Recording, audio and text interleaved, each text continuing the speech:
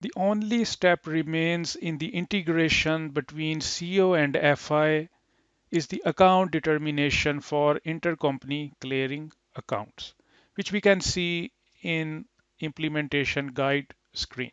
So first I will show you into SAP ECC system. So go to SPRO, click on SAP Reference IMG and go to Financial Accounting New, Financial Accounting Global Settings, Ledgers, and real-time integration of controlling with financial accounting, and then define account determination for real-time integration. So that's here you can define intercompany clearing accounts. So the same option exists into SAP S/4HANA, which is not changed.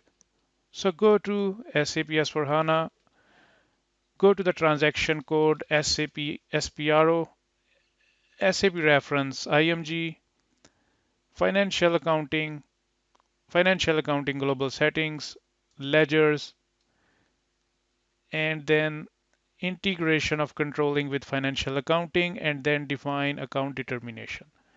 So that's the only step remains, which is to define intercompany clearing accounts in the integration of controlling with financial accounting.